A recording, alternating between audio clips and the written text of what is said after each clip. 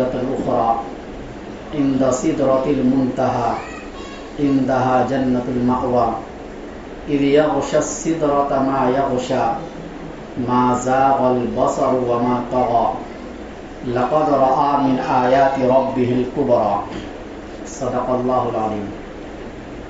سامعین محترم اور معزز ساتھیو، معراج کا کچھ واقعہ کل جمعہ کو بیان ہو چکا۔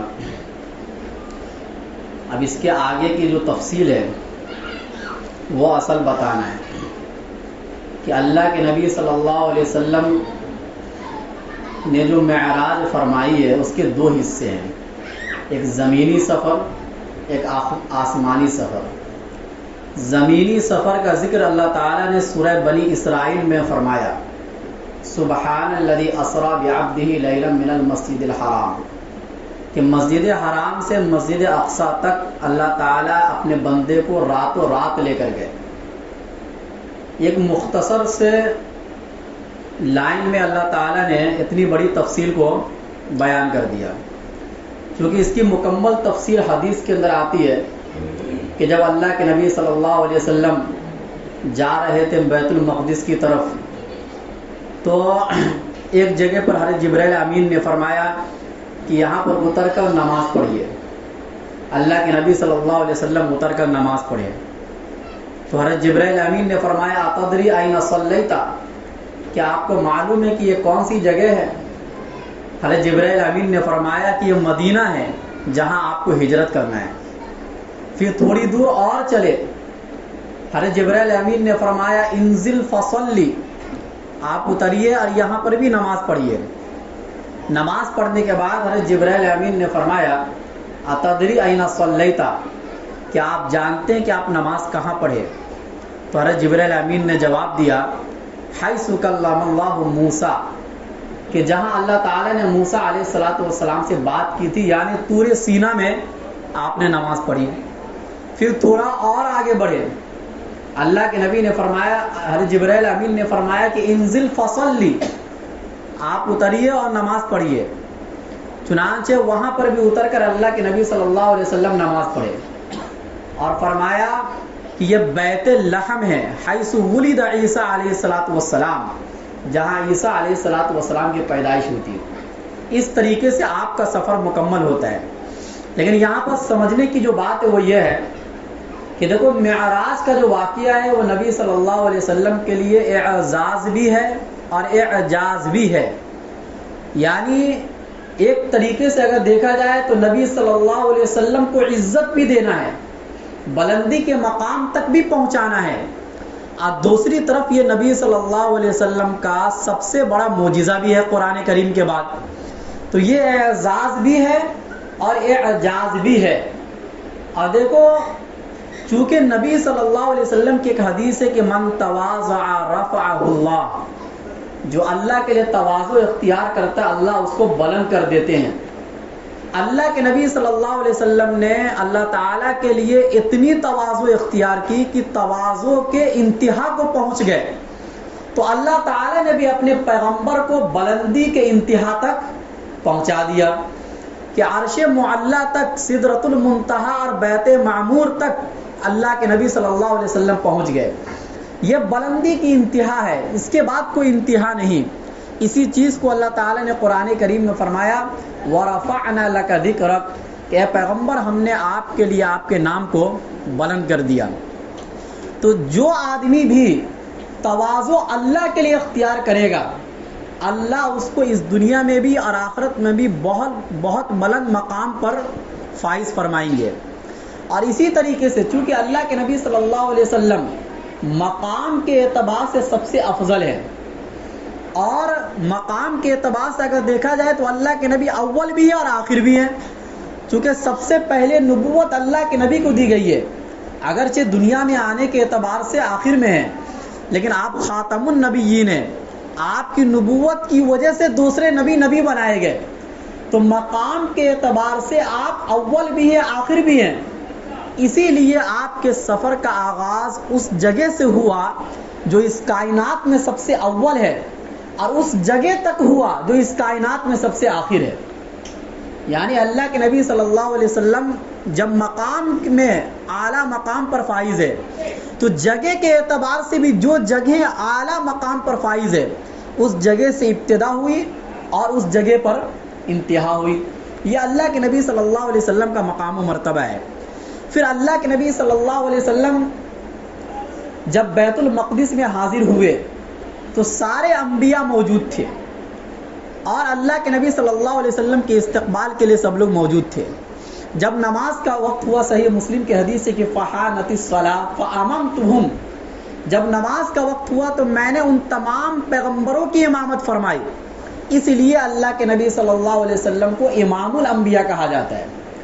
اور وہ تمام کے تمام پیغمبر اپنے جسد اطہر کے ساتھ موجود تھے. ایسا نہیں ہے کہ ان پیغمبروں کی صرف روحیں موجود تھی، جسم مبارک موجود نہیں تھا، ایسا نہیں ہے. اور یہ اللہ تعالیٰ کے اختیار میں ہے. اللہ تعالیٰ ہر چیز پر قادر ہے، جس کو جب چاہے وہاں پہنچا دے.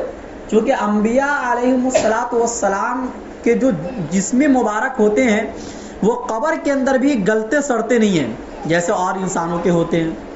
بہرحال امامت فرمانے کے بعد اب یہاں سے اللہ کے نبی صلی اللہ علیہ وسلم کا اوپر کا سفر ہوتا ہے.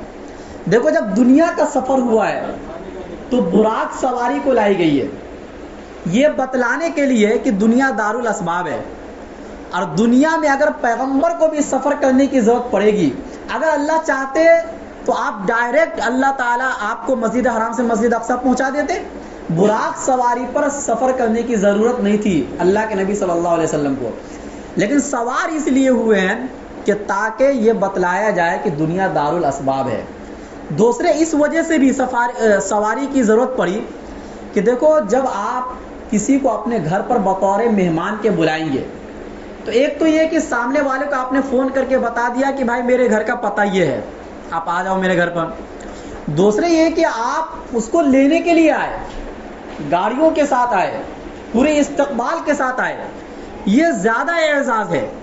تو اللہ کے نبی صلی اللہ علیہ وسلم کو ایک تو طریقہ یہ تھا کہ بتا دیا جاتا بھائی بیت المقدس کا راستہ یہ ہے، لیکن چونکہ اللہ کے نبی صلی اللہ علیہ وسلم امام الانبیاء خاتم النبیین، دنیا میں آپ سے کوئی معزز نہیں، لہٰذا حضرت جبرائیل امین کو بھیجا گیا کہ نبی کو لے کر آؤ اپنے ساتھ.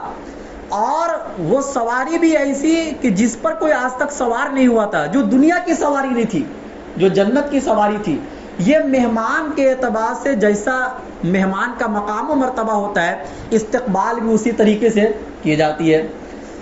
جب موسیٰ علیہ السلام سے بات کرنے کی بات آئی تو اللہ تعالیٰ نے کیا کہا کہ فلاں وقت مقررہ پر آپ طور پہاڑ پر حاضر ہو جاؤ. حضرت موسیٰ علیہ السلام خود گئے. فلما جاء موسیٰ لمیقاتنا، جب موسیٰ آئے ہمارے وقت مقررہ پر، اور جب اللہ کے نبی صلی اللہ علیہ وسلم سے بات کرنے کی بات آئی تو اللہ تعالیٰ نے اپنے پیغمبر سے یہ نہیں کہا کہ فلاں جگہ پر آ جاؤ، بلکہ یہ کہا کہ میں قاصد بھیج رہا ہوں، آپ ان کے ساتھ آ جائیے. اور یہ کہا سبحان الذی اسری بعبدہ، پاک ہے وہ ذات جو اپنے بندے کو لے کر گئی راتوں رات. لے کر جانے کی نسبت اللہ نے اپنی طرف کی، اور موسیٰ علیہ السلام کے واقعے میں آنے کی نسبت موسیٰ علیہ السلام کی طرف کی. اس سے مقام و مرتبہ کا اندازہ ہوتا ہے. اللہ تعالیٰ نے موسیٰ علیہ السلام سے بات کرنے کے لیے دنیا کے پہاڑوں کو منتخب فرمایا، اور اللہ کے نبی صلی اللہ علیہ وسلم سے بات کرنے کے لیے جنت یا اس سے اوپر کی چیز سدرۃ المنتہا جیسی جگہ کو منتخب فرمایا. کیوں؟ اس لیے کہ اللہ کے نبی کا مقام و مرتبہ بھی اسی طریقے کا تھا. بہرحال جب سفر شروع ہوا آسمانی، تو اب یہاں پر اسباب کی ضرورت نہیں ہے، لہٰذا اب کسی سواری کا ذکر قرآن میں یا حدیث میں نہیں ملتا ہے. حضرت جبرائیل امین کے ساتھ پہلے آسمان پر پہنچے. آسمان پر چونکہ دروازے ہیں، دروازہ کھٹکھٹایا، آواز آئی کون؟ حضرت جبرائیل امین نے کہا کہ میں. اس کے بعد سوال ہوا آپ کے ساتھ کون ہے؟ کہا محمد صلی اللہ علیہ وسلم. کیا ان کو بلایا گیا ہے؟ جی ہاں ان کو بلایا گیا ہے. چنانچہ جب دروازہ کھولا گیا تو اللہ کے نبی صلی اللہ علیہ وسلم پہلے آسمان میں داخل ہو گئے. وہاں آدم علیہ السلام سے ملاقات ہوئی. آدم علیہ السلام بیٹھے ہوئے تھے، ان کے دائیں جانب کچھ روحیں تھیں اور بائیں جانب کچھ روحیں تھیں، یعنی قیامت تک آنے والے انسانوں کی روحیں، دائیں طرف کچھ اب بائیں طرف کچھ. جب دائیں طرف دیکھتے تھے تو ہنستے تھے اور جب بائیں طرف دیکھتے تھے تو روتے تھے۔ اللہ کے نبی صلی اللہ علیہ وسلم نے سوال کیا حضرت جبرائیل امین سے کہ یہ کیا ماجرا ہے؟ فرمایا کہ دائیں طرف وہ روحیں ہیں جو جنت میں جائیں گی اور بائیں طرف وہ روحیں ہیں جو جہنم میں جائیں گی۔ جنتی روحوں کو دیکھ کر حضرت آدم علیہ الصلوۃ والسلام ہنستے ہیں اور جہنمی روحوں کو دیکھ کر حضرت آدم علیہ الصلوۃ والسلام روتے ہیں۔ اور پھر استقبال کیا آدم علیہ الصلوۃ والسلام نے کہ مرحبا بالابن الصالح والنبی الصالح، کہ مرحبا ایک نیک صالح بیٹا اور نیک صالح نبی۔ بیٹا اس لیے کہا کہ چونکہ حضرت آدم علیہ الصلوۃ والسلام ابو البشر ہیں، تمام انسانوں کے باپ ہیں۔ پھر دوسرے آسمان پر حضرت عیسیٰ علیہ الصلوۃ والسلام سے اسی طریقے سے استقبال ہوا۔ تیسرے آسمان پر حضرت یوسف علیہ الصلوۃ والسلام سے، پھر حضرت ادریس علیہ الصلوۃ والسلام سے، پھر حضرت ہارون علیہ الصلوۃ والسلام سے۔ پھر جب پانچویں آسمان پر پہنچتے ہیں تو حضرت موسیٰ علیہ الصلوۃ والسلام سے ملاقات ہوتی ہے۔ موسیٰ علیہ الصلوۃ والسلام سے ملاقات کر کے جب اللہ کے نبی آگے بڑھے تو موسیٰ علیہ الصلوۃ والسلام رونے لگے۔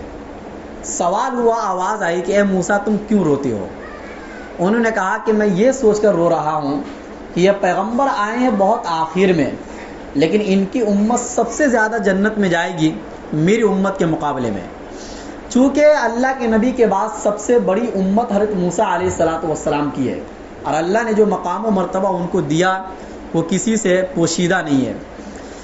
تو یہ ان کا جو رونا تھا یہ کسی حسد کی بنیاد پر نہیں تھا، اپنی امت پر افسوس کی وجہ سے تھا کہ چونکہ ہر نبی اپنی امت کے لیے مہربان اور شفیق ہوتے ہیں، رحم دل ہوتے ہیں، ہر نبی یہ چاہتے ہیں کہ ان کی امت زیادہ سے زیادہ جنت میں جائے، لیکن چونکہ زیادہ سے زیادہ جنت میں نہیں جا پائے گی، اس افسوس کی بنیاد پر موسیٰ علیہ الصلوۃ والسلام کو رونا آ گیا۔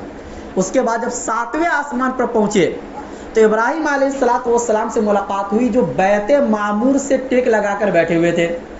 بیت معمور جس کی قسم اللہ نے قرآن میں کھائی ہے، والبیت المعمور، قسم ہے بیت معمور کی۔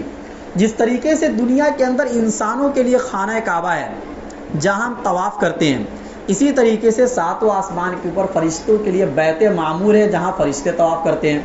اور حدیث میں آتا ہے کہ یدخلہ کل 70 ملکن کل یوم 70 الف ملکن، کہ ہر روز اس میں 70,000 فرشتے داخل ہوتے ہیں، ثم لا یعودون، پھر دوبارہ ان کو موقع نہیں ملتا ہے۔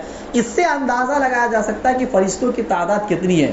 اس لیے سورہ مدثر میں اللہ تعالیٰ نے فرمایا کہ وَمَا يَعْلَمُ جُنُودَ رَبِّكَ إِلَّا هُوَ، کہ آپ کے رب کے لشکر کو صرف آپ کا رب جانتا ہے۔ لشکر سے مراد فرشتے، یعنی جو اللہ کے نبی، جو اللہ تعالیٰ کے جو فرشتے ہیں، ان فرشتوں کی تعداد کسی کو معلوم نہیں ہے۔ ہر انسان پر الگ فرشتے ہیں، جنات پر الگ فرشتے ہیں، اور بھی حیوانات پر الگ فرشتے ہیں، اعمال لکھنے والے الگ فرشتے، الگ الگ اتنے فرشتے ہیں کہ گنتی سے باہر ہیں۔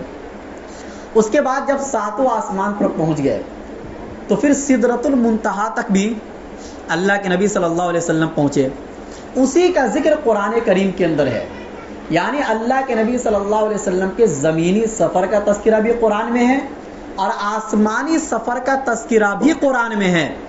اگر کوئی انکار کر دے گا معراج کے واقعے کا پورے طور سے تو وہ انسان دائرہ اسلام سے نکل جائے گا۔ تفصیلات حدیث کے اندر ہے، کیا فرمایا اللہ نے؟ وَلَقَدْ رَآهُ نَزْلَةً أُخْرَى، کہ حضرت نبی صلی اللہ علیہ وسلم نے حضرت جبرائیل امین کو دوسری مرتبہ دیکھا، یعنی حضرت جبرائیل امین کو اللہ کے نبی صلی اللہ علیہ وسلم نے 2 مرتبہ ان کی اپنی اصلی صورت میں دیکھا۔ ایک تو جب دوسری مرتبہ وہی اتری تھی یا ایھا المدثر، دوسری مرتبہ اقرا بسم ربک کے بعد، اس وقت حضرت جبرائیل امین اپنی اصلی شکل و صورت میں ظاہر ہوئے تھے اور آسمان کے بیچ میں ایسے ظاہر ہوئے تھے، جس کی وجہ سے اللہ کے نبی صلی اللہ علیہ وسلم پر خوف طاری ہو گیا تھا۔ اب فوراً گھر پر آئے، حضرت خدیجہ سے فرمایا زملونی زملونی، مجھے چادر اڑاؤ چادر اڑاؤ۔ تو اس موقع پر بھی اللہ کے نبی صلی اللہ علیہ وسلم اصلی شکل و صورت میں دیکھے تھے، جس کا ذکر اللہ نے 5-6 آیتوں میں کیا، وَالنَّجْمِ إِذَا هَوَىٰ مَا ضَلَّ صَاحِبُكُمْ وَمَا غَوَىٰ۔ یعنی کفار مکہ کو یہ اعتراض تھا کہ جو قرآن آپ ہمارے سامنے پیش کرتے ہو، یہ بھی تو ہو سکتا ہے کہ تم کہیں اور سے لا کر سنا کے پیش کرتے ہو، یا اگر اللہ کی طرف سے یہ کلام ہے تو لانے والا کون ہے؟ اور اگر تم یہ کہو کہ حضرت جبرائیل امین لانے والے ہیں تو یہ بھی تو ہو سکتا ہے کہ وہ لاتے لاتے شیطان ان کے کلاموں میں کچھ داخل کر دے. یہ سارے اشکالات کا جواب اللہ نے دیا کہ علمہ شدید القوا. حضرت جبرائیل امین نے ان کو سکھایا، اللہ کے نبی صلی اللہ علیہ وسلم کو سکھایا، جو بہت مضبوط اور طاقتور ہے. ذو مرۃ فاستویٰ، جو بڑا اچھا. انہوں نے دیکھا بھی حضرت جبرائیل امین کو اللہ کے نبی صلی اللہ علیہ وسلم نے، کہ کہیں ایسا نہ ہو کہ کوئی دوسری سکھا کر چلے جاتے ہیں اور ان کے ذہن میں یہ ہو کہ ارے جبرائیل امین سکھا رہے ہیں. تو ان کو اپنی اصلی شکل و صورت میں 2 مرتبہ دیکھے. ایک مرتبہ ان کفار مکہ نے جو اعتراض کیا تھا اس اعتراض کے جواب کے لیے، اور دوسری مرتبہ کا جو ذکر ہے کہ وَلَقَدْ رَآهُ نَزْلَةً أُخْرَى، کہ 2 مرتبہ دیکھے عند سدرۃ المنتہا، سدرۃ المنتہا کے پاس. تو اس سے یہ پتہ چل گیا کہ اللہ کے نبی صلی اللہ علیہ وسلم اپنے جسم اطہر کے ساتھ سدرۃ المنتہا تک پہنچے ہیں. قرآن کی اس آیت نے اس بات کو صاف کر دیا. عند سدرۃ المنتہا، عندہا جنت الماوا، اسی سدرۃ المنتہا کے پاس ہی وہ جنت ہے جس میں ہم سب انشاءاللہ جائیں گے. اس سے یہ پتہ چلتا ہے کہ جنت کی زمین 7واں آسمان ہے اور جنت کی جو چھت ہے وہ عرش معلی ہے، اور سدرۃ المنتہا یہ بارڈر ہے. چونکہ صحیح مسلم کی حدیث میں آتا ہے کہ عرش سے کوئی بھی احکام جب زمین کے لیے اترتے ہیں تو سب سے پہلے سدرۃ المنتہا کے پاس وہ احکام آتے ہیں. فرشتے وہاں سے لے کر آتے ہیں اور زمین میں اترتے ہیں. اور کوئی بھی اعمال جب یہاں سے اوپر جاتا ہے تو فرشتے سدرۃ المنتہا تک لے جا کر پہنچا دیتے ہیں اور وہاں سے اپنے آپ کو عرش معلی تک پہنچتا ہے. اب سدرۃ المنتہا کو جب اللہ کے نبی صلی اللہ علیہ وسلم نے دیکھا تو قرآن میں تو یہ آیا اذ یغشی السدرۃ ما یغشی، سدرۃ المنتہا کو ڈھانپ رہی تھی وہ چیز جو ڈھانپ رہی تھی. اللہ کے نبی صلی اللہ علیہ وسلم نے مختصراً فرمایا کہ اس کے پھل جو تھے وہ حجر، ایک علاقہ ہے مکہ کے اندر، وہاں مٹکا بنا کرتا تھا. مٹکا وہاں کا بہت مشہور تھا، بڑا بڑا مٹکا. اس مٹکے کے برابر اس کا پھل تھا اور اس کے جو پتے تھے وہ ہاتھیوں کے کان کی طرح تھے. یہ ایک سمجھانے کے لیے آگے خود اللہ کے نبی صلی اللہ علیہ وسلم نے فرمایا کہ مخلوق میں سے کسی کے اندر اتنی طاقت و قوت نہیں ہے کہ اپنے الفاظ میں وہ سدرۃ المنتہا کی تعریف بیان کر دے. یعنی خوبصورتی کا یہ عالم ہے سدرۃ المنتہا پر کہ آپ جا کر ہی سمجھ سکتے ہو، لفظوں میں بیان نہیں کیا جا سکتا ہے. اور صحیح مسلم کی دوسری روایت میں یہ بھی ہے کہ اللہ نے گویا ان کو سجایا تھا سدرۃ المنتہا کو اپنے خاص مہمان کے لیے. سونے کی تتلیاں تھی اس کے اوپر رنگ برنگے. تو اس سے ایک اندازہ ہوتا ہے کہ اللہ کے نبی صلی اللہ علیہ وسلم جو جانے والے تھے ان کے لیے سجایا گیا تھا سدرۃ المنتہا کو. پھر سدرۃ المنتہا سے اوپر ایک اور مقام ہے، حدیث کے اندر آتا ہے کہ حتی ظہرت لمستون اسمع فیہ صریف الاقلام، کہ میں پہنچا اس جگہ تک جہاں قلم کے لکھنے کی آواز میں سن رہا تھا. یعنی نون والقلم وما یسطرون، اللہ نے قرآن میں فرمایا کہ قلم کی قسم اور اس کی جو وہ لکھتا ہے. اللہ نے سب سے پہلے کائنات کو پیدا کرنے سے پہلے قلم کو پیدا کیا اور اس قلم کے ذریعے سے قیامت تک آنے والے جو احوال ہیں ان احوال کا ایک اجمالی خاکہ بنا کر اللہ نے لوح محفوظ میں ڈال دیا. اس کو لکھنے والے کون ہیں؟ قلم ہے. تو قلم کے لکھنے کی آواز کو اللہ کے نبی صلی اللہ علیہ وسلم سن رہے تھے، اس مقام تک بھی پہنچے. بہرحال پھر کیا باتیں ہوئی؟ عند سدرۃ المنتہا عندہا جنت المأوا اذ یغشی السدرۃ ما یغشی، فرمایا ما زاغ البصر وما طغی. اللہ کے نبی صلی اللہ علیہ وسلم کی آنکھ کا ذکر کر کے اللہ نے یہ بتلا دیا کہ اللہ کے نبی اپنے جسم اطہر کے ساتھ وہاں پہنچے تھے. اگر یہ خواب کا واقعہ ہوتا تو اس طریقے سے اللہ یہ جملہ نہ فرماتے ما زاغ البصر وما طغی. اس کا مطلب یہ ہے کہ اس آنکھ کو جتنا دیکھنے کا حکم دیا گیا تھا اتنا ہی اس نے دیکھا، اور جن چیزوں پہ دیکھنے کا حکم دیا گیا تھا انہی چیزوں کو ان آنکھوں نے دیکھا. اس کو ایک مثال سے سمجھو. آدمی جب ایسی جگہ پر پہنچتا ہے جس کو کبھی دیکھا نہ ہو اور بہت اچھی جگہ ہو تو اصل مقصد سے ہٹ کر دوسری چیزوں کو آدمی دیکھنے لگ جاتا ہے. اور اگر کبھی آدمی اصل مقصد کو بھی دیکھتا ہے تو آزو بازو کی چیزوں کو بھی دیکھ لیتا ہے. اللہ نے فرمایا کہ نبی کی آنکھ نے یہ غلطی نہیں کی. ما زاغ البصر وما طغى. میں نے جن چیزوں کے دیکھنے کا حکم دیا تھا انہی چیزوں کو ان آنکھوں نے دیکھا, اور مقصد سے ہٹ کر کسی دوسری چیز کو ان آنکھوں نے نہیں دیکھا. اللہ کے نبی نے کیا کیا دیکھا؟ فرمایا ادخلت الجنہ, مجھے جنت میں بھی داخل کیا گیا. فَإِذَا تُرَابُهَا الْمِسْكَ, اس کی مٹی کو میں نے دیکھا وہ مشکی تھی. جنت کے اندر اللہ کے نبی صلی اللہ علیہ وسلم نے فرمایا, غالباً صحیح مسلم کی حدیث ہے, کہ میں نے ایک محل کو دیکھا تو میں یہ سوچا یہ محل میرے لیے ہوگا. حضرت جبرائیل امین سے سوال ہوا کہ یہ محل کس کے لیے ہے؟ فرمایا حضرت عمر فاروق رضی اللہ تعالیٰ عنہ کے لیے. پھر اور آگے بڑھا, اس سے بھی اچھا محل میں نے دیکھا تو میں نے سوچا شاید یہ میرے لیے ہو, چونکہ اللہ کے نبی کا مقام و مرتبہ تو اس محل سے بھی اونچا ہے. لیکن چونکہ اللہ کے نبی ہمیشہ اپنے آپ کو تواضع پسند زندگی گزارے کہ شاید یہ محل بھی میرے لیے ہو, تو حضرت جبرائیل امین نے فرمایا کہ یہ بھی حضرت عمر فاروق کے لیے ہے. تو اللہ کے نبی صلی اللہ علیہ وسلم نے فرمایا کہ میں نے اس میں ایک خوبصورت حور عین کو دیکھا, اور میں نے یہ سوچا کہ میں محل میں داخل ہو جاؤں, لیکن تمہاری غیرت نے مجھے روک دیا. یعنی حور اس کو کہا جاتا ہے جس سے شادی ہر انسان کی جنت میں کرائی جائے گی, جو خوبصورت ہے, بڑی بڑی جن کی آنکھیں ہیں. بس یہ قرآن بیان کرتا ہے اتنا, باقی حدیث میں اس کی پوری تفصیل ہے. تو اللہ کے نبی صلی اللہ علیہ وسلم نے فرمایا کہ چونکہ میں نے تمہاری بیوی کو دیکھا اس لیے میں گھر کے اندر داخل نہیں ہوا. حضرت عمر فاروق رضی اللہ تعالیٰ عنہ رونے لگ گئے اور کہا کہ آپ پر میں غیرت کیسے کر سکتا ہوں, یعنی آپ کا یہ مقام تھا, آپ داخل ہو سکتے تھے. اور بھی چیزوں کو اللہ کے نبی صلی اللہ علیہ وسلم نے جنت میں دیکھے, جیسے حوض کوثر کی بھی زیارت ہوئی جس کا ذکر بخاری کے اندر ہے.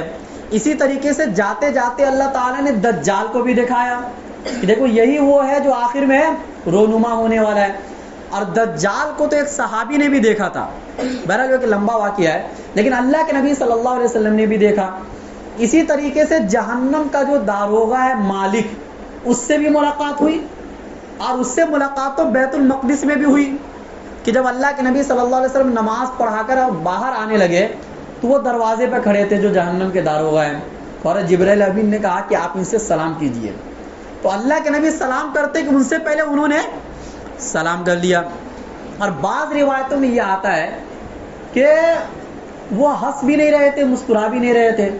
تو اللہ حضرت جبرائیل امین نے فرمایا کہ جہنم کی خوفناک حالتوں کو دیکھ کر ان کے چہرے سے مسکراہٹ ختم ہو گئی ہے. اس لیے ہمیں اور آپ کو بھی ڈرنا چاہیے. بہرحال کیا بات, اللہ نے فرمایا لقد رأى من آیات ربہ الکبریٰ, اس کے علاوہ ہم نے بڑی بڑی نشانیاں اور بھی دکھلائی. ہر چیز کا ذکر قرآن اور حدیث میں کیا نہیں کیا گیا. جہنم میں بھی داخل ہوئے اللہ کے نبی صلی اللہ علیہ وسلم, لیکن جو جہنم کے جو عذاب ہیں وہ عذاب اللہ کے نبی پر اثر انداز نہیں ہو سکتے ہیں. جہنم کہاں ہے اس کا ذکر تو قرآن و حدیث میں نہیں, جنت کا تو ذکر آ گیا کہ وہ ساتوں آسمان کے اوپر ہے. لیکن والبحر المسجور کے تحت مفسرین نے یہ لکھا ہے کہ جہنم زمین کے نیچے ہے. اب زمین کے کتنا نیچے ہے, سائنس نے جب اس بات کی تحقیق کی, مفتی شفیع صاحب نے معارف القرآن میں اس واقعے کو نقل کیا ہے, جب وہ کھودتے ہیں تو 6 میل تک ہی کھود پاتے ہیں, اس سے نیچے نہیں جا پاتے ہیں. ایک جگہ انہوں نے دیکھا, دوسری جگہ دنیا کے ہر جگہ کو انہوں نے کھود کر دیکھا, 6 میل کے نیچے ایسا پتھر نظر آتا ہے کہ اس میں سوراخ بھی نہیں ہو سکتا ہے. اب مفسرین نے یہی فرمایا ہے کہ اللہ نے جہنم کو بنا کر اس کے اوپر پتھروں کا غلاف چڑھا دیا ہے. اب جب اللہ کا حکم آئے گا اس دنیا کے ٹوٹنے پھوٹنے کا تو وہ جو غلاف ہے وہ پھٹ جائے گا اور یہی سمندر آگ بن جائے گی, پانی. تو یہ مفسرین نے فرمایا ہے, بہرحال صراحت کے ساتھ اس کا ذکر نہیں ہے. اب جو نبی صلی اللہ علیہ وسلم کو جو تحفہ ملا معراج کے موقع پر وہ 3 ہیں, ان میں سب سے اہم نماز ہے, پھر سورہ بقرہ کی آخری 2 آیت, اور یہ کہ جو شرک نہ کیا ہو, ان میں جو شرک کیا اس کی تو معافی نہیں ہے, تو قرآن کریم کے اندر ہے. اس کے علاوہ جو بھی بڑے بڑے گناہ کرنے والے ہیں ان کو اللہ اپنے فضل و کرم سے معاف کر دیں گے، لیکن اس کا یہ مطلب نہیں کہ وہ پہلے مرحلے میں جنت میں داخل ہو جائے گا. معاف کر دیں گے، ہو سکتا ہے جہنم میں داخل کرنے کے بعد معاف کرے. دخول اولی کی بات نہیں ہے، دخول ثانوی ہو سکتا ہے. بہرحال نماز جب فرض ہوئی تو 50 نمازیں فرض ہوئی. جب واپس آنے لگے تو ملاقات تو پہلے ابراہیم علیہ السلام سے ہوئی ہوگی، لیکن ابراہیم علیہ السلام نے کوئی ذکر نہیں کیا کہ اللہ کی طرف سے کیا تحفہ آپ کو ملا ہے، اس لیے کہ ابراہیم علیہ السلام خلیل اللہ ہے. خلیل اللہ کا ایک مقام ہوتا ہے کہ دوست کی طرف سے جو ملے اس کو قبول کر لو، سوال کرنے کی ضرورت نہیں کیا ملا کیا نہیں ملا. جب موسیٰ علیہ السلام کے پاس آئے تو موسیٰ علیہ السلام چونکہ کلیم اللہ ہیں، ان کے رعب و دبدبے کو ہر آدمی جانتا ہے. وہ اللہ تعالیٰ سے ادنا سا بھی سوال کرنے سے پیچھے نہیں ہٹتے تھے. چنانچہ اس موقع پر انہوں نے سوال کر ہی لیا کہ اللہ نے آپ کو کیا تحفہ دیا ہے، تو کہا کہ 50 نمازیں میری امت پر فرض کی گئی ہے. تو حضرت موسیٰ علیہ السلام نے کہا کہ میں نے اپنی امت کا بہت تجربہ کیا ہے، ہمارے اوپر 2 نمازیں فرض تھی اور ہماری امت طاقت کے اعتبار سے ہر چیز کے اعتبار سے آپ کی امت سے زیادہ تھی. مجھے نہیں لگتا کہ 50 نمازیں آپ کی امت ادا کر پائے گی، لہٰذا آپ اللہ کے پاس جائیے اور اس میں سے کم کرائیے. دیکھو اس لیے کہا جاتا ہے نا موسیٰ علیہ السلام تجربہ کار آدمی تھے، انہوں نے اپنی امت کا تجربہ کیا تھا. اس لیے کبھی بھی کوئی بڑا کام کرنے سے پہلے اپنے بڑوں سے تجربہ لینا چاہیے، یہ اس حدیث سے پتہ چلتا ہے. بہرحال 5 کر کے یا کسی روایت میں 10 کر کے نمازیں کم ہوئی اور آخر میں جا کر 5 نمازیں بچی. پھر موسیٰ علیہ السلام نے کہا کہ اس میں سے بھی کچھ کم کرا دیجئے. چاہیے بار بار آنے جانے کا جو موقع موسیٰ علیہ السلام دے رہے ہیں اللہ کے نبی کو، اور کسی پر بھی رک نہیں رہے ہیں کہ بھائی 30 ہو گیا آپ رک جاؤ، 40 ہو گیا آپ رک جاؤ.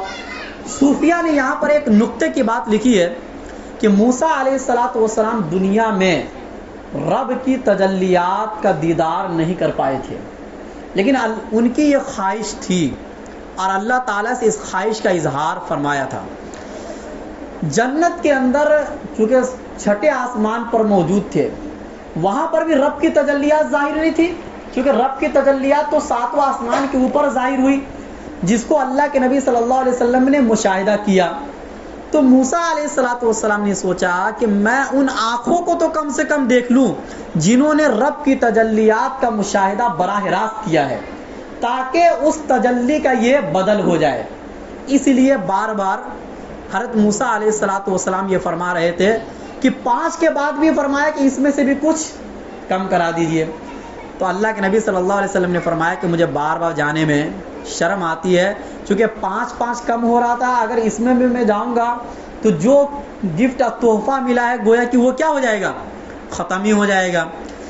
واپس لے کر آنے لگے تو آواز آئی کہ لا یبدل القول لدی، کہ میرے پاس جو فیصلہ ہو جاتا ہے اس فیصلے کو بدلا نہیں جاتا ہے. من جاء بالحسنۃ فلہ عشر امثالھا، کہ جو 1 نیکی لے کر آئے گا اس کو 10 نیکی کے برابر ثواب دیا جائے گا.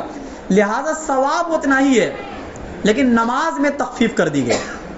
جب اللہ کے نبی دنیا میں آئے تو جس مسجد حرام سے اللہ کے نبی صلی اللہ علیہ وسلم کے سفر کا آغاز ہوا تھا، اللہ کے نبی صلی اللہ علیہ وسلم اسی مسجد حرام میں دوبارہ واپس آئے. سب بیچ میں یہ بھی واقعہ ہوا کہ اللہ کے نبی صلی اللہ علیہ وسلم کو شراب کا پیالہ اور دودھ کا پیالہ بھی پیش کیا گیا.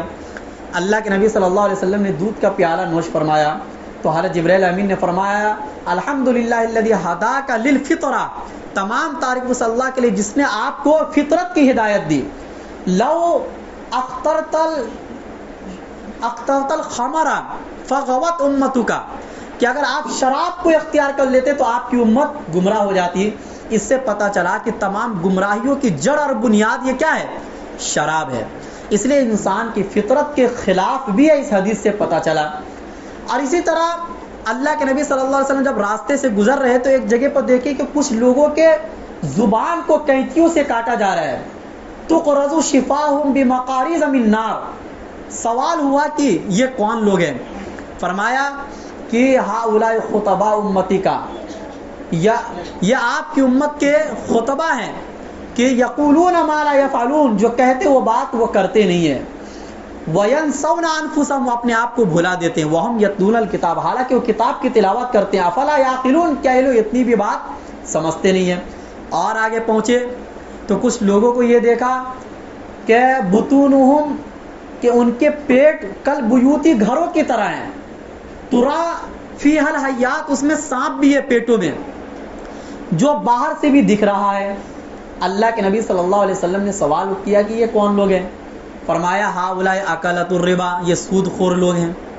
اور آگے پہنچے تو دیکھا کچھ ایسے لوگ ہیں کہ لہم اظفار من نحاس یخمشون صدورہم ووجوہہم، کہ کچھ ایسے لوگ ہیں کہ جن کے ناخن تانبے کے ہیں اور وہ اپنے چہرے کو اور اپنے سینوں کو اس سے نوچ رہے ہیں۔ اللہ کے نبی صلی اللہ علیہ وسلم نے فرمایا یہ کون لوگ ہیں؟ فرمایا ہؤلاء الذین یاکلون لحوم الناس، یہ وہ لوگ ہیں جو لوگوں کا گوشت کھاتے ہیں، ویقعون فی اعراضہم، اور ان کے عزت و آبرو کے پیچھے پڑتے ہیں، یعنی غیبت کرتے ہیں۔ بہرحال یہ سب واقعے ہوئے۔ واپس جب مسجد حرام میں آئے تو اس سے ایک سبق یہ بھی ملتا ہے کہ کبھی بھی بڑے سفر کا آغاز آپ مسجد سے کرو، اور جب سفر کا آغاز مکمل ہو جائے تو گھر پر جانے سے پہلے مسجد میں آؤ۔ اور یہ بھی اللہ کے نبی کا اپنا ایک معمول تھا، صرف یہ معراج کے موقع پر نہیں ہوا، جب اللہ کے نبی کبھی غزوے کے لیے جاتے تھے تو مسجد نبوی سے جاتے تھے، اور جب واپس آتے تھے تو اپنے گھروں میں آنے سے پہلے مسجد نبوی میں آتے تھے، 2 رکعت نماز پڑھتے تھے، پھر گھر والوں سے ملاقات کرتے تھے۔ تو یہ ایک سنت ہے اللہ کے نبی صلی اللہ علیہ وسلم کی مستقل۔ پھر اس کے بعد جب صبح ہوئی تو صبح کے وقت اللہ کے نبی صلی اللہ علیہ وسلم نے اس واقعے کا اظہار ابو جہل چند لوگوں کے سامنے کیا، تو جس سے کچھ لوگ مرتد ہو گئے، ایمان سے پھر گئے، اور یہ کہا کہ یہ کیسے ہو سکتا ہے کہ جہاں جانے میں 40 دن لگتا ہے، یعنی مسجد حرام سے مسجد اقصیٰ تک کا جو سفر اس زمانے میں تھا وہ 40 دن کا سفر تھا۔ 40 دن کا، آسمان کے بات تو چھوڑ دو، صرف زمین کی اگر ہم بات کرتے تو 40 دن کا سفر رات کے ایک حصے میں آپ نے کیسے طے کر لیا؟ المستدرک علی الصحیحین کی حدیث ہے کہ وہ سب کے سب لوگوں کو یہ موقع مل گیا کہ یہ اچھا موقع ہے کہ ابو بکر صدیق کے پاس چلتے ہیں اور ان کو ایمان سے پھیر دیتے ہیں، چونکہ ان کو بھی معلوم تھا کہ آپ کے صحابہ میں سب سے بڑا مقام و مرتبہ حضرت ابو بکر صدیق کا ہے، اس لیے سب سے پہلے وہاں گئے۔ تو حضرت ابو بکر صدیق نے کہا کہ یہ بات کس نے فرمائی؟ کہا آپ کے دوست محمد نے۔ فرمایا لئن قال ذلك لقد صدق، اگر انہوں نے یہ بات کہی ہے تو یہ سچی بات ہے۔ یہ حضرت ابو بکر صدیق رضی اللہ تعالی عنہ کا عشق ہے کہ اگر کہیں اور سے کوئی بات آئے تو آپ تو اس کی تحقیق کرو، لیکن اگر بات حدیث کے حوالے سے آپ کو مل جائے، اللہ کے نبی صلی اللہ علیہ وسلم کی کہی ہوئی بات اگر آپ کے سامنے آ جائے تو پھر چوں چرا کرنے کی ضرورت نہیں ہے۔ آپ کی عقل میں آئے یا نہ، یہ اس سے بڑا کوئی واقعہ نہیں ہو سکتا جو عقل کے خلاف ہو، اس سے بڑا کوئی واقعہ نہیں ہو سکتا ہے جو عقل کے خلاف ہو۔ اور اس کے باوجود ابو بکر صدیق رضی اللہ تعالیٰ عنہ نے فرمایا، ان لوگوں نے کہا کیا ایسا ہو سکتا ہے؟ کہا انی لا اصدقہ فیما ہوا ابعد من ذلک، کہ میں ان کی تصدیق اس سے بھی بڑی بڑی باتوں میں کرتا ہوں۔ کہا وہ کیا؟ کہا اصدقہ فی خبر السماء فی روحۃ او غدوۃ، کہ میں صبح شام آسمان کے خبروں کے بارے میں ان کی تصدیق کرتا ہوں۔ ان کے پاس آسمان سے خبریں آتی ہیں، ان کے پاس جبرائیل امین آتے ہیں، اگر ان آسمان کی خبریں جب ان کے پاس آتی ہیں، اگر ایک مرتبہ وہاں چلے گئے اور لے کے جانے والا جبرائیل امین ہے اور بلانے والے اللہ تعالیٰ ہیں، تو اس میں کون سی بڑی بات ہے؟ تو بہت آسان سی بات ہے۔ اسی وقت سے فَلِذَا سُمِّيَ ابا بکر الصدیق رضی اللہ عنہ، ان کا لقب ابو بکر صدیق رضی اللہ عنہ پڑ گیا۔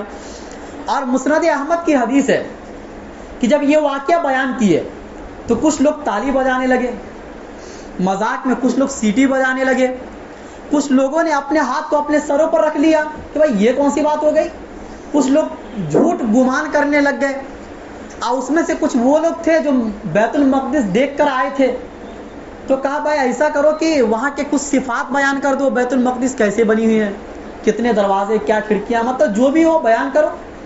تو چونکہ اللہ کے نبی صلی اللہ علیہ وسلم ایک بڑے مقصد کے لیے گئے تھے، اس کام کے لیے نہیں گئے تھے کہ وہاں کھڑکیاں کتنی ہیں، دروازے کتنے ہیں۔ جہاں کسی کو یہ مقام مل جائے کہ وہ نبیوں کی امامت کر رہا ہو، وہاں پر کھڑکیاں دروازے گننے کا کیا مطلب ہوتا ہے؟ بہرحال جتنا معلوم تھا اتنا بتانا شروع کیے.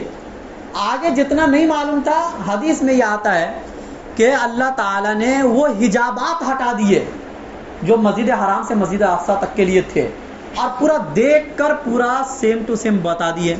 تو جو لوگ پہلے سے دیکھ کر آئے تھے ان لوگوں نے کہا امن نعت فواللہ لقد اصابا. بہرحال جو اوصاف پیغمبر نے بیان کیا، اللہ کی قسم یہ صحیح ہے.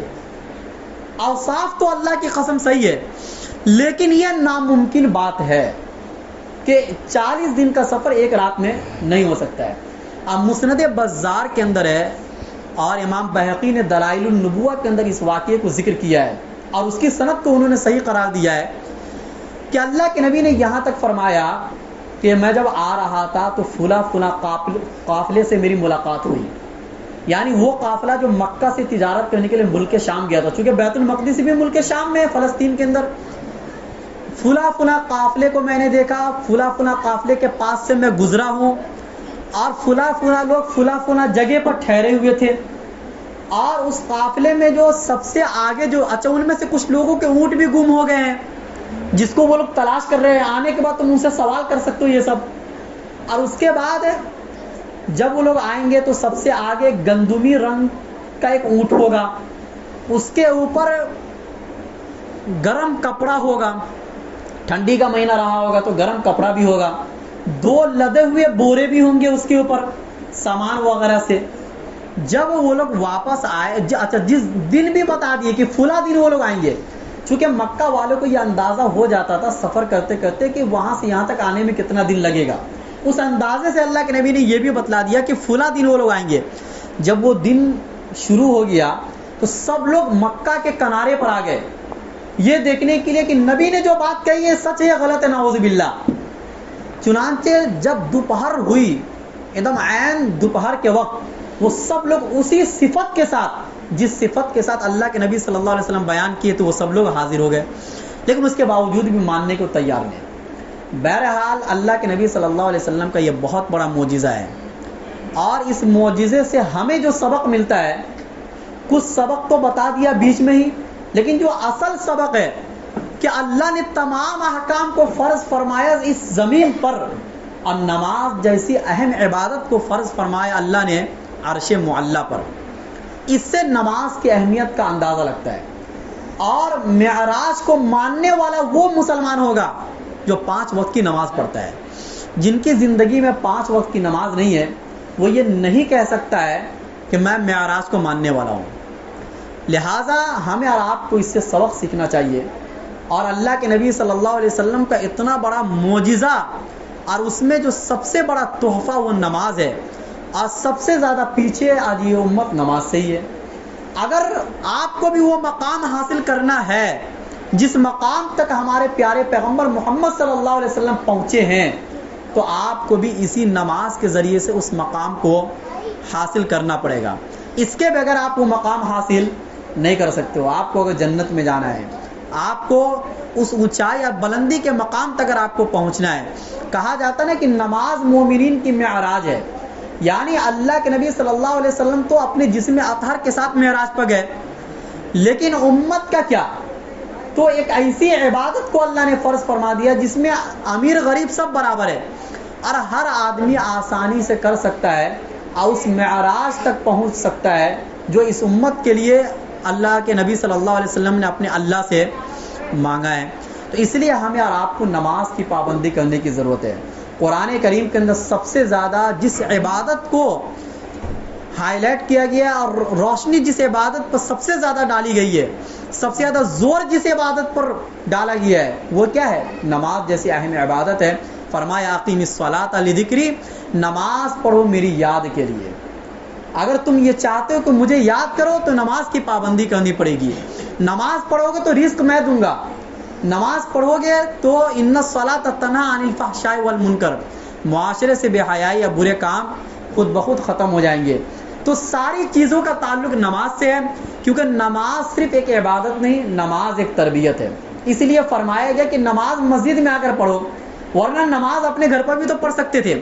مسجد جیسے ماحول میں آپ کو اس لیے بلایا گیا کہ تاکہ فرشتوں والے ماحول میں آ کر ایک نظم اور نسق کے ساتھ، ایک وقت مقررہ کے ساتھ ایک عبادت کو جب آپ ادا کرو گے تو آپ کے اندر زندگی گزارنے کے کچھ اصول اور کچھ ترتیب آپ کے اندر آئیں گے. وقت پر ہر کام کرنے کا آپ کو سبق سیکھنے کا موقع ملے گا. اسی طریقے سے ایک امام کے پیچھے چلنے کا آپ کو سب کچھ سیکھنے کا موقع ملے گا. تو یہ ساری چیزیں نماز کے اندر ہیں. اگر آپ نماز نہیں پڑھیں گے تو گویا کہ ہر عبادت سے آپ کیا ہو گئے؟ محروم ہو گئے. اور سورہ بقرہ کی آخری 2 آیت یہ ہر مومن کو یاد ہونا چاہیے. اس کی فضیلت بھی بہت زیادہ ہے اور اللہ کے نبی صلی اللہ علیہ وسلم کو بطور تحفہ یہ 2 آخری آیتیں ملی ہیں. اور اسی طریقے سے یہ کوشش کرے کہ ہماری زندگی کے اندر شرک نہ آئے کسی بھی لائن سے. شرک صرف اس کو نہیں کہا جاتا ہے کہ جو اللہ تعالیٰ کے ساتھ کسی کو شریک کر دیں. شرک یہ بھی ہے کہ اللہ کے مقام و مرتبے تک پیغمبر کو پہنچا دینا، پیغمبر کے مقام و مرتبے تک اولیاء کرام کو پہنچا دینا، یا اللہ کے کسی صفات کے اندر کسی دوسرے کو اس میں متصف کر دینا. کیونکہ اللہ کے جو اوصاف ہیں، اللہ جس طرح سنتے ہیں دنیا کا کوئی آدمی اس طرح نہیں سن سکتا. اللہ بیک وقت سب کی آواز سنتے، سب کی آواز سمجھتے ہیں، سب کی آواز کا جواب دیتے ہیں. لیکن ایک انسان ایک وقت میں ایک آدمی کی آواز سنے گا اور سمجھے گا اور ایک بھاشا سمجھے گا. تو اللہ کے سننے میں انسانوں کے سننے میں فرق ہے، اللہ کے علم میں انسانوں کے علم میں فرق ہے. لیس کمثلہ شیء، اللہ کے مثل کی طرح دنیا میں کوئی بھی چیز نہیں ہے. تو اللہ تعالیٰ کے ساتھ کسی بھی طریقے سے کفر و شرک اگر آپ نے کر لیا ایمان کے ساتھ تو یہ ایمان آپ کا فائدہ مند نہیں ہوگا. اولئک الذین لم یلبسوا ایمانہم بظلم اولئک لہم الامن وہم مہتدون، کہ وہ لوگ جنہوں نے اپنے ایمان کو کسی بھی طریقے کے شرک سے، بظلم سے مراد کسی بھی طریقے کے شرک سے ملوث نہیں کیا، تو یہی لوگ امن والے ہیں اور ہدایت یافتہ ہیں. تو اپنی زندگی کو قرآن اور حدیث کے اصولوں کے مطابق لائیں. جو چیز قرآن اور حدیث میں کہا کہ ہم اتنے پر عمل کریں، نہ اس سے آگے بڑھے نہ اس سے پیچھے ہٹے. انہی عبادات کو انجام دے جو قرآن و حدیث میں جس کے کرنے کا حکم دیا گیا ہے. جس کے کرنے کا کوئی حکم نہیں ہے، جس پر کوئی فضیلت وارد نہیں ہے، نہ اس کو کرنے پر آپ کو ثواب ملے گا اور بلکہ اور گناہ مل جائے گا. کیونکہ بدعت جو ہوتی ہے نا ایک نئی چیز، دیکھو ایک گنہگار آدمی کتنا بھی بڑا گناہ کرے اس کو توبہ کی توفیق ہو سکتی ہے، کیونکہ گناہ کرنے والا آدمی اس بات کو سمجھتا ہے کہ میں گناہ کر رہا ہوں. لیکن جو آدمی بدعت کرتا ہے وہ یہ سمجھ کر بدعت کرتا ہے کہ میں دین کا کام کر رہا ہوں. اسی کو اللہ تعالی نے قرآن کریم میں فرمایا الذین ضل سعیہم فی الحیاۃ الدنیا وہم یحسبون انہم یحسنون صنعا، کہ دنیاوی زندگی میں کچھ لوگ ایسے جو بہت محنت کرتے ہیں دین کے لائن سے بھی اور ان کو ایسا لگ رہا ہے کہ میں بہت اچھا کر رہا ہوں، حالانکہ ان کا سارا کیا کرایا بیکار ہے. کیوں بیکار ہے؟ اس لیے کہ اگر کسی بھی کام کے کرنے میں خدا کا حکم نہ ہو اور طریقہ نبی کا نہ ہو، 2 بات تو ہمیشہ سامنے رکھنا ہے. عبادت کہتے ہیں اس کام کو کہ حکم خدا کا ہو، طریقہ نبی کا ہو. اگر خدا کا حکم آپ نبی کے طریقے کے خلاف کر رہے تو بھی عبادت نہیں. نماز پڑھ رہے ہیں، خدا کا حکم ہے فرض نماز، لیکن طریقہ نبی کا نہیں ہے، اس کو عبادت نہیں کہا جائے گا. یا طریقہ نبی کا ہو لیکن اس وقت میں وہ کام کرنے کا حکم اللہ کی طرف سے نہ ہو، پھر بھی آپ کو ثواب نہیں ملے گا. تو بدعت ایک ایسی چیز ہے کہ بدعتی کو توبہ کرنے کی توفیق نصیب نہیں ہوتی ہے. اور اللہ کے نبی صلی اللہ علیہ وسلم نے ایک حدیث میں فرمایا کہ کچھ لوگ آ رہے ہوں گے، میں ان کو پہچان لوں گا یہ میری امت کے لوگ ہیں. فرشتے آئیں گے اور ان کو دھکا مار کر پیچھے بھگا دیں گے. جب اللہ کے نبی حوض کوثر پر ہوں گے، اللہ کے نبی صلی اللہ علیہ وسلم فرمائیں گے یہ تو میری امت کے لوگ ہیں، ان کو آپ نے کیوں دور کر دیا؟ تو حضرت جبرائیل امین یا جو فرشتے ہوں گے وہ فرمائیں گے کہ آپ کے جانے کے بعد ان لوگوں نے آپ کے دین میں نئی باتیں پیدا کر دی تھی. اللہ کے نبی بھی فرمائیں گے سحقاً سحقاً لمن غیر بعدی، دوری ہو شخص کے لیے جنہوں نے میرے دین میں نئی باتیں پیدا کر دی ہے. تو اس لیے آپ کوئی بھی کام کرنے سے پہلے بھی، کوئی بھی چیز کرنے سے پہلے، دیکھو معراج کا واقعہ ہے. علامہ ابن تیمیہ سے سوال ہوا کہ معراج کی رات افضل ہے یا شب قدر کی رات افضل ہے؟ شب قدر افضل ہے۔ علامہ ابن تیمیہ نے فرمایا کہ معراج کی رات نبی کے لیے افضل ہے اور شب قدر امت کے لیے افضل ہے۔ کتنی اچھی بات انہوں نے فرمائی کہ دیکھو معراج تو ایک رات میں ہوئی ہے نا، ایک عقل سے سمجھنے والی یہ بات ہے کہ اللہ کے نبی کو جو یہ مقام و مرتبہ دیا گیا وہ کسی ایک رات میں دیا گیا تھا، تو وہ رات تو بہت اہم ہے، وہ واقعہ بہت اہم ہے، اللہ کے نبی کا یہ معجزہ ہے، لیکن کب ہوا، کون سے مہینے میں ہوا، کس سن میں ہوا، یہ نہ صحابہ کو معلوم۔ اچھا اللہ کے نبی اس کے بعد مکی زندگی بھی گزارے 2 سال اور مدینہ کی زندگی گزارے 10 سال، لیکن اللہ کے نبی نے ان 12 سالوں میں کبھی نہیں فرمایا کہ معراج کون سی رات میں ہوئی۔ یہ حقیقت بات ہے، نہ قرآن میں آپ کو ملے گا نہ حدیث میں، حتیٰ کہ اس بارے میں تو کوئی بڑے بڑے مفسرین اور محدثین بھی کوئی حتمی فیصلہ نہیں فرما رہے کہ کون سی تاریخ میں ہوا۔ اتنی بڑی بات ہے یہ۔ کبھی کبھی ایسا ہوتا ہے نا کہ چلو قرآن حدیث میں کوئی بات نہ ہو تو جو بڑے مورخ ہوتے ہیں، بڑے مفسر ہوتے ہیں، ان کی بات بھی وزن رکھتی ہے جیسے اور واقعے میں ہے، لیکن اس میں ایسا بھی نہیں ہے۔ تو اس سے یہ پتہ چلا کہ اس دن سے اس رات سے کوئی عبادت وابستہ نہیں ہے۔ اگر ایسا کچھ جیسے شب قدر، اللہ کے نبی نے فرمایا کہ اگرچہ اس کی تعین اٹھا لی گئی ہے لیکن وہ رمضان کے آخری عشرے میں ہے، 5 راتوں میں ہے، اور پھر یہ بھی حکم دیا کہ تلاش کرو۔ اگر حکم نہیں دیتے پھر ہم سمجھتے کہ یہ اسی رات کے لیے یہ رات تھی جس مہینے میں قرآن اترا تھا، پھر اس کی فضیلت ختم ہو گئی۔ لیکن اللہ کے نبی نے اس رات کے بارے میں تو یہ فرمایا کہ تلاش کرو، اور خود اللہ کے نبی نے اپنے عمل سے 10 سال اعتکاف فرما کر یہ بتلایا ہے کہ میں شب قدر ہی تلاش کرنے کے لیے اعتکاف کرتا ہوں۔ تو اس رات کی بات تو الگ ہے شب قدر کی، اس کے برابر کسی رات کو قرار دینا یہ خود ایک بہت بڑی بدعت ہے۔ تو بہرحال یہ ایک ایسی بات ہے جو کسی سے ڈھپی چھپی نہیں ہے، آپ ان باتوں کی تحقیق کر سکتے ہیں کہ کیا کون سے رات میں معراج ہوئی، آپ کوئی حوالہ دکھا دو، کوئی تفسیر سے، کوئی محدثین کے اصول سے، کہیں سے کوئی حکم وابستہ نہیں، کوئی شرعی حکم وابستہ نہیں، نہ اللہ کے نبی صلی اللہ علیہ وسلم کی زبان مبارک سے کوئی فضیلت وارد ہے، نہ صحابہ کی زبان سے کوئی فضیلت وارد ہے۔ جب کچھ وارد نہیں ہے تو آپ اتنا یہ سمجھیے کہ اس رات میں جو تحفہ ملا ہے بس یہ عزم مصمم ہم یہ کر لیں کہ اس تحفے پر ہم پورا عمل کریں گے۔ یہی آپ کے لیے معراج ہے، یہی آپ کے لیے سب سے بڑی چیز ہے، سب سے بڑی خوشی یہی ہے کہ اللہ کے نبی جو تحفہ لے کر آئے تھے آپ اس تحفے کو کیا کر لو، قبول کر لو۔ اس سے بڑی خوشی کیا ہو سکتی ہے؟ اللہ تعالی ہم سب کو کہنے سننے سے زیادہ عمل کرنے کی توفیق نصیب فرمائے اور تمام طرح کی بدعات و خرافات سے ہماری حفاظت فرمائے۔ وآخر دعوانا الحمدللہ رب العالمین۔ دعا کر لیں۔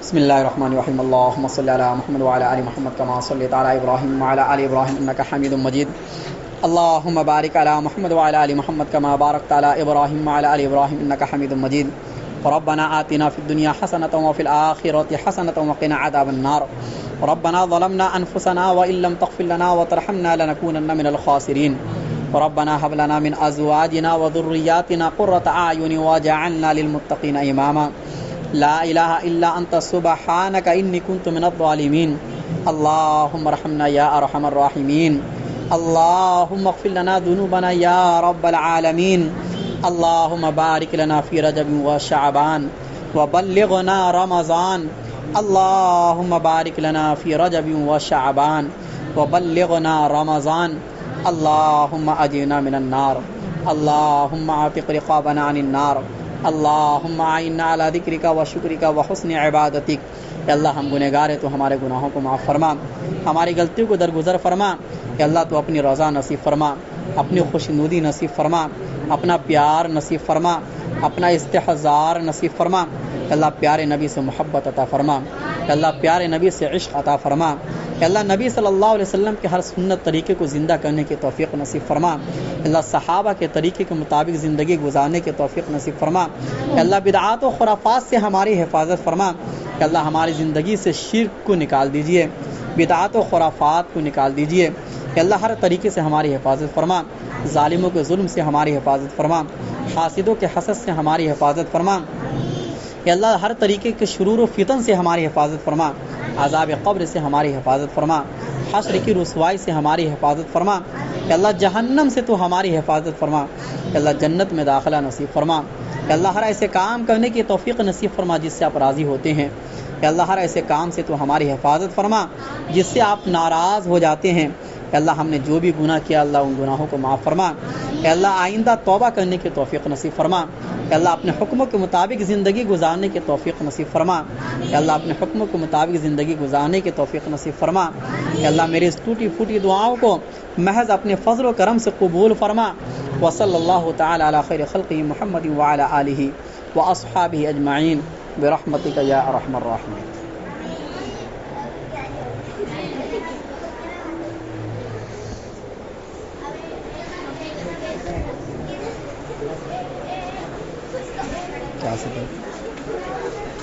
بند کر دیا اچھا مائکی بن گئی اقبال تو دعا ہی نہیں کیا ہوگا۔